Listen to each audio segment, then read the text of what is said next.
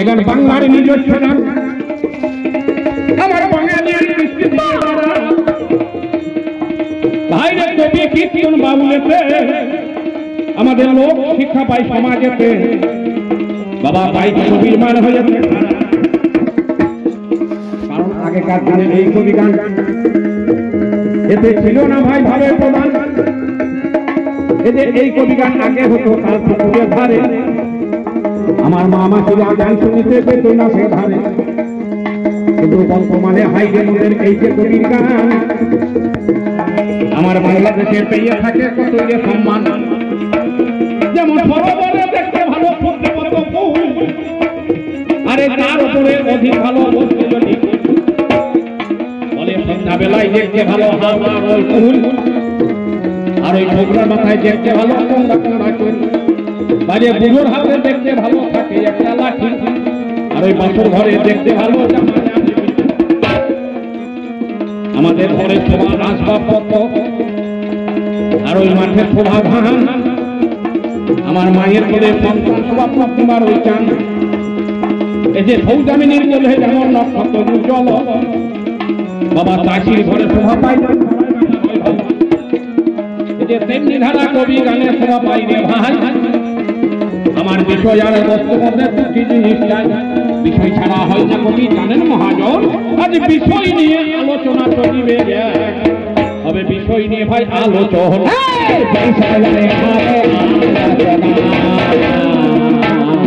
আমরা এলাম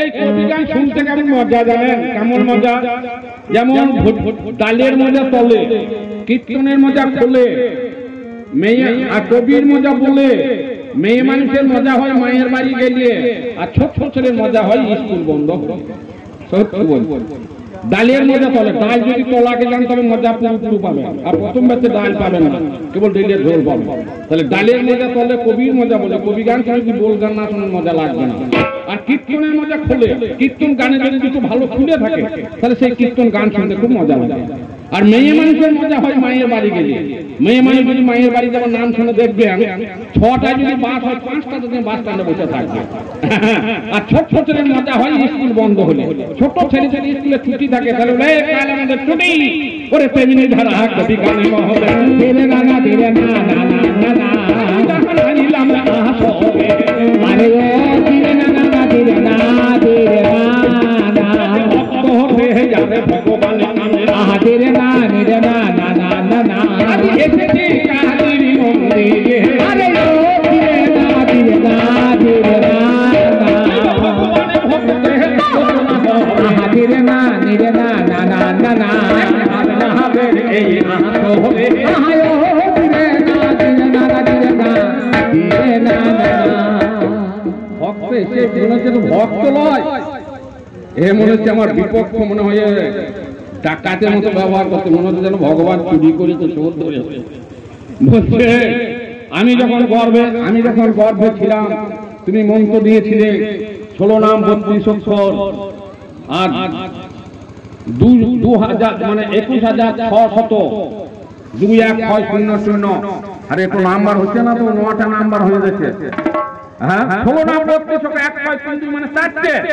আর 21600 মানে 6 এদিকে 4টা 5টা 9টা মোবাইলে ডাকতে 10টা নম্বর চাই বুঝলি শুধু ওই বলে ডাকলে ভগবান কেন আনবে ওর সঙ্গে একটা নয় জয়েন করতে হবে নববিধা ভক্তিকে জান ধীরে না না ধীরে না না না না না হরি হবে আয় ও ধীরে না ধীরে না ধীরে না আমি কি বলেছিলাম 16 নাম 32 অক্ষর 21600 বার নববিধা ভক্তিকে যোগ করে ঘরে বসে 7 দিন ডাকতে হবে নির্জনে 7 দিন ডেকে দেয় ভগবান যেখানে থাকবে তো মানবের মতো এসে কাজ না হ্যাঁ তবে 7 দিন নির্জনে ডাকতে হবে আপনারা জানেন মায়েরা যখন দই পাতে নাকি গো মা যদি দই পাতেন সেই দইয়ে দেখবেন পেন্সিল দিয়ে কিংবা লেবু রস দিয়ে দই পাতা দই যদি লড়িয়ে টড়িয়ে দেন দই বসবে বাবার কালে বসবে দই তাহলে ভগবানকে ডাকতে গেলে তো মন যদি এদিক ওদিক করে ভগবান আসবে কোনোদিন আসবে না। ওরে দই পাঠতে গেলে যেমন দইকে নির্জনে রাখতে হয় তবে এই দই বসে, তেমনি ভগবানকে ডাকতে গেলে নির্জনে বসে তোকে নাম বস্তু সব করতে হবে 21,600বার নবমী পুরো কুম্ভ, তবেই ভগবান আসবে। হ্যাঁ বলছে ভগবান দেখা দেয় না, কারণ ভগবানকে দেখতে গেলে দিব্য চক্ষু চাই। অর্জুনকে দিব্য চক্ষু দান করছে নাকি বাবা? এই চোখে আমরা ভগবানকে দেখতে পাবো? আমরা ফেকে চাল চাল হয়ে যাবো। মাটির হাঁড়িতে যদি আপনারা বেরিয়ে দেন, মাটির হাঁড়ির সঙ্গে সঙ্গে ভেঙে যাবে না। আর একটা স্টিলের হাঁড়িতে যদি 2-4 দেশ স্টিলের হাঁড়ি ভাঙবে, আগে এই হাঁড়িটাকে আগে স্টিলের পর আগে পাকা কর, তবেই ভগবানকে পাবি। তাছাড়া মাটির হাঁড়ির মতো ভগবান এসে চাল চাল হয়ে করে যাবে। আগে হাঁড়ি টোকে পাকা করে রে,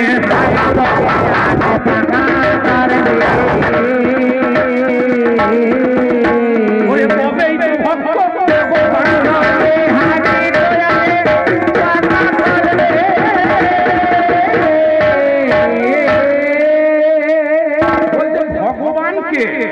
ভগবানকে দেখবেন। ওরে ভগবানকে বাবা আমি ভক্তকে জানাই, তুমি আমার কাছে জেনে নিও ভক্ত তাই। একদিন ক্ষীরোদ সাগরের ঘরে দেবতারা মহাযজ্ঞ করছে, বলছে যজ্ঞে কে শ্রেষ্ঠ কে আমাদের ভগবান প্রমাণ হবে। শিব বলছে আমি ভগবান, নারদ বলছে আমি ভগবান, ব্রহ্মা বলছে আমি ভগবান। তা ভিক্ষুমণি বলছে আজকে তোমরা ঝগড়া করো না, কালকে প্রমাণ করবো কে ভগবান। সব আপন আপন গিয়ে শুয়ে পড়ো, আপন আপন বাড়িতে গিয়ে শুয়ে পড়েছে। এইবার ভিক্ষুমণি করেছে কি জানেন, রাত 12টার সময় প্রথমে ব্রহ্মার কাছে গিয়েছে। ব্রহ্মা সাবিত্রীর সঙ্গে শুয়ে আছে। ব্রহ্মার মুখে যখন এসে গেছে, আর ব্রহ্ম হচ্ছে বলছে তোর এত বড় সাহস, আমি সৃষ্টিকর্তা, আমার মুখে লাঠি মারবি করে তেড়িয়ে মারতে যাচ্ছে, বলছে তুমি ভগবান তুমি শুনে বলো। এবার ব্রহ্মার কাছ থেকে যখন শিবের কাছে আমার পার্বতীর সঙ্গে শিব শুয়ে যাচ্ছে ভাই করে বুকে যখন লাঠি মারছে, আমার ভিক্ষুমণি গেল, আরে শিব আমার ত্রিশূল নিয়ে মারতে চলে এলো, বলছে তুমি ভগবান নাও, তুমি শুয়ে পড়ো। এবার কৈলাস থেকে নারদের কাছে চলে যায়, বাবা মালাবতীর পাশে নারদ শুয়ে যাচ্ছেন ভাই। মালাবতীর পাশে নারদ শুয়ে আছে। যেই ভিক্ষুমণি লাঠি মারতে যাচ্ছে, নারদ এখন সেই বীণা নিয়ে মারতে, বলছে তুমি ভগবান নাও, তুমি শুয়ে পড়ো। এবার দেখতে দেখতে ভিক্ষুমণি কি কর্ম করি, আমার বলছেন ঠিক ও বাবারে অন্য চলে গেল। ওরে লক্ষ্মী জনার্দন একা করে শুয়ে যাচ্ছে ভাই, আর ভিক্ষুমণি গিয়ে নারায়ণের মুখে লাঠি মেরে সেই পা দিকে নারায়ণ জড়িয়ে ধরে বলছিল ভক্ত তোর পায়ে বোধহয় লাগিল নাকি, তোর পায়ে বোধহয় লাগিল নাকি,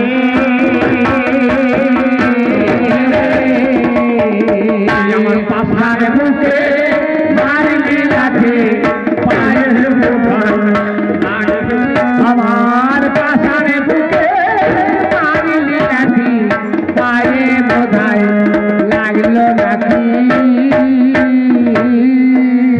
ভিক্ষুমণি বলেছিল আজ থেকে তুমি হলে ভগবান, যার কাছে ভিক্ষুমণির পদচিহ্ন আছে, ব্রাহ্মণের পদচিহ্ন আছে, সেই হচ্ছে ভগবান, বুঝলি?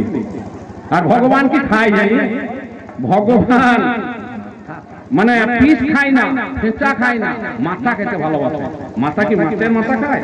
মাছের মাথা খায় না গো। ভগবান কি খায় জানেন? ওরে অহংকারের মাথা খায় রে, অহংকারের মাথা খায় রে।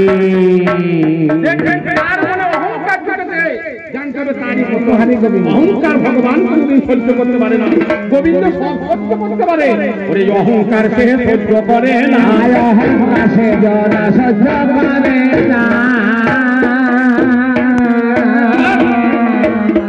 বলছে ভগবান নাকি ঘোড়ার ডিম। হ্যাঁ, ভগবান যদি আসে তো প্রমাণ কি? আরে ভগবানকে দেখা যায় না কেন? ভগবানকে দেখা যায় না কেন দেখবি? আচ্ছা আপনারা বলুন, এই যে আলো জ্বলছে কিসে গো? কারেন্ট আলো জ্বলছে, কারেন্ট দেখা যায়? হ্যাঁ, কারেন্ট তো দেখা যায় না, কিন্তু কারেন্ট আছে বলে আলো জ্বলছে। তুই কারেন্ট দেখবি? আমরা কাজ করি তো ওই তারের চাঁদটা ছাড়িয়ে ভেতরে মালটা এখানে ফেঁকিয়ে দেন তো আছে কিনা, ভগবান ভগবান আছে কিনা। ওরে কারেন্ট দেখা যায় না, তার ফাঁপা লয় কিচ্ছু লয়, তারের ভেতরে কারেন্টটা থেকে দেখতে পায় না, সে কাইলে বুঝতে পারবে। হ্যাঁ, তাই ভগবানকে দেখা যায় না, ভগবানকে শেখাইলে তুই তো বুঝতে পারবি, বুঝতে পারবি।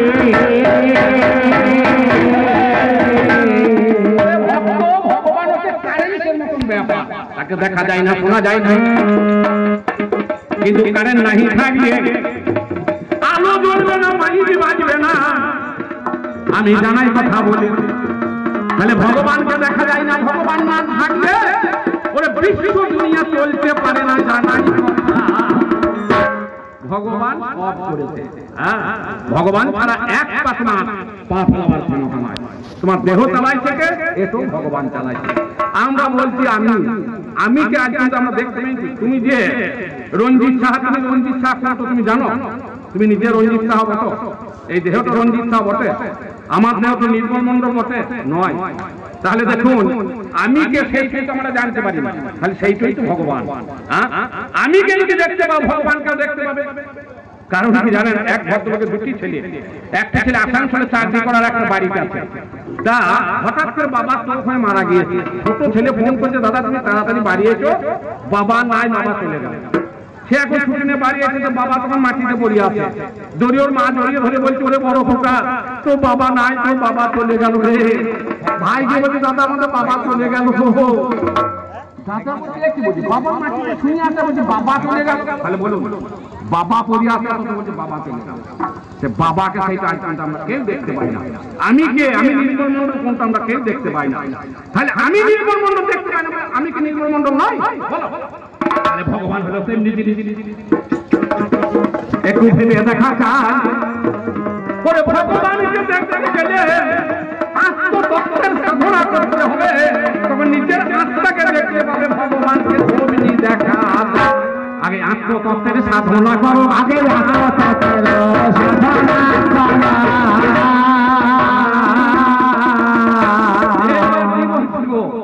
বলছে ঘোড়ার ডিম, বলছে ঘোড়ার ডিম নাম শুনেছি, ডিম দেখা যায় না। ঘোড়ার ডিম দেখা যায় না কে বলছে? বন্ধুকে আপনি মাল ভরে দেন, ঘোড়া টিপে দেন, দেখ কেমন ডিম বেরোবে। দেখো ডিম বেরিয়ে ঝাঁঝরা করে দিন, ঝাঁঝরা করে দেবে। ঘোড়া টিপলে ডিম বেরোবে, না টিপলে ডিম বেরোবে?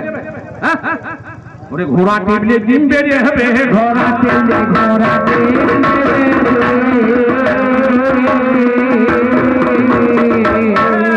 হচ্ছে আমি নাকি নারায়ণ তুলসী সতীর্থ মঠ। এত বর্ণ দিয়েছে প্রথম আসলে, এত বর্ণ উত্তর দিতে গেলে মোটামুটি 2 ঘন্টা টাইম লাগবে। কিন্তু আমি কেবল ফটে দিয়ে যাই ছোট্ট ছোট্ট করে। আপনার তো মহান জ্ঞানী খানি ধরিয়ে দিলে বুঝতে পারবেন এই জিনিসটা কি। সত্য যুগে আমি তুলসী সতীর্থ মঠ, তুলসী কে ছিল জানো? সুখা বাইজি বলে একটা বাইজি ছিল। একজন লোক সরস্বতী স্বর্গে ঝগড়া করছে, বলছে আমার মতো সতী নারী আর কেউ নয়। তা নারদ বলছে, তোমরা কেমন সতী জানে? মস্ত একটা বেশ্যা নারী আছে, তার মতো সতী কেউ নয়। তা নারায়ণ বলছে, নারদ তুমি বলছো বেশ্যা মানে তুমি বলছো সতী? বলছি চলো প্রমাণ দেখবো। এই বলে নারায়ণ ব্রাহ্মণ সেজে জানি ওই মেয়ে তার কাছে আমার চলে এলেন তিনি। এবার রাত্রি 8টার সময় দরজায় ধাক্কা মেরে দেয়। বেশ্যা বলে আমার খদ্দের এসেছে, ভিতরে এনে দরজা আটকিয়ে দাও গোটায়। এইবার সে ব্রাহ্মণকে ভিতরে ভরে নিয়ে দরজা আটকিয়ে দিল। বলছে আমার সারা রাতের স্বামী। ব্রাহ্মণকে ভর্তি করে জল এনে তার পা দুটিকে ধোঁয়ে দিয়ে সেই বেলিংটি ফেলে পা ধোয় দিতে চরণ জল যখন খেতে যাচ্ছেন, দেখছে জলে পুঁজ রক্ত আর পোকা কিলবিল করছে। ব্রাহ্মণ বলছে, ও বেশ্যা তুমি এই জল খেবো না, আমার পায়ে ঘাটে খাইয়ে পোকা হয়েছে, পোকা বেড়াইছে। সে বলছে, সতীর দেবতা প্রতি জীবনেরও সার, আমি পৃথিবীতে করণ ভাবে এসেছি, আমার আমায় তুমি দাও প্রভু, কিবা ক্ষতি চাই। ওগো কর্তব্য সাধিতে যেন এ জীবনে যায়, আমাদের এদিন চলিয়া যাবে ক্ষণকালের পরে।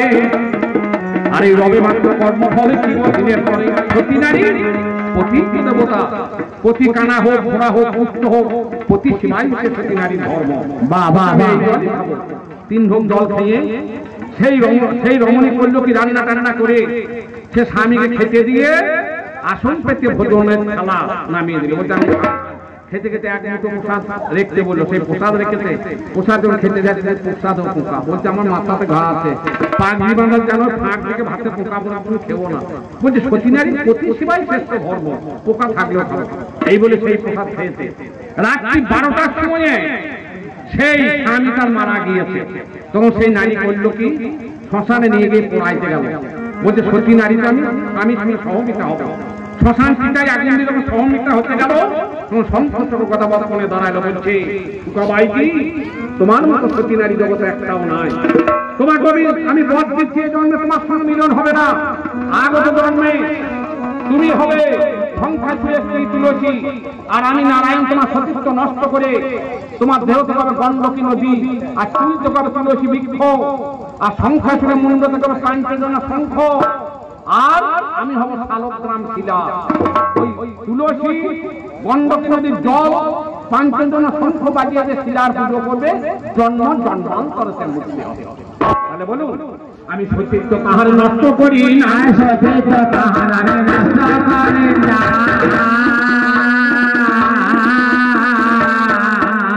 আগে থেকে কোথায় আমার দেওয়া ছিল, তাই তাকে আরো সতী করে দিলাম। ওই তুলসীকে হাই তুমি ভাবে ভাবে জেনে দাও,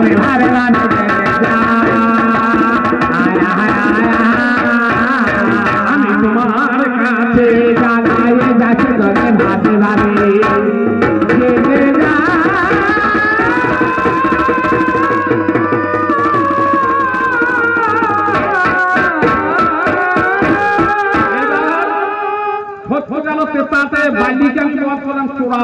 বালি আগের জন্মে একটা গন্ধর্ব ছিল, সে চোরা বানে কপতার কপতিকে বধ করেছিল, যার জন্য অভিশাপ দিয়েছিল আমাকে, যেমন চোরা বানে বধ করলে আমরা কপতার কপতি দুজন স্বামী স্ত্রীকে, তুইও চোরা বানে রামের হাতে বধ হবি। যার জন্য রামচন্দ্র সেই কপত কপতির কথা রাখার জন্য থেকে চোরা বানে তো বধ করে, চোরা বানে তাইকে বধ করেছে।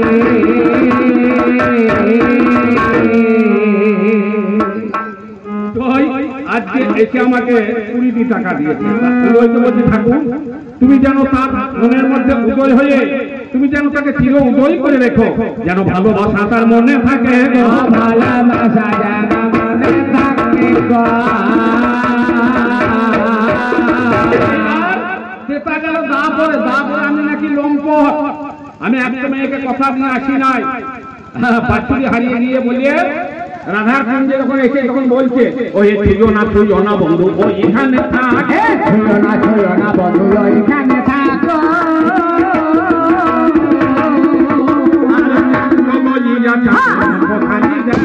মুকুরা লইয়া চালে মুখখানি দেখা,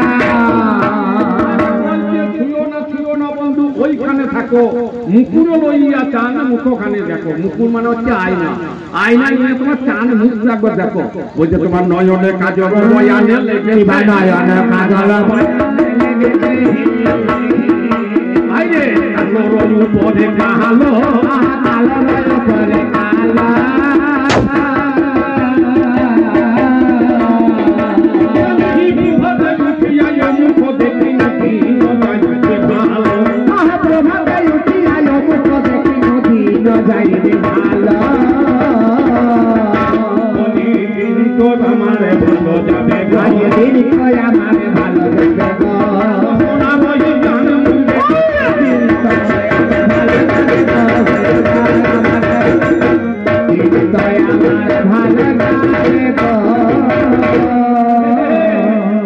কৃষ্ণ হচ্ছে জগতের পতি।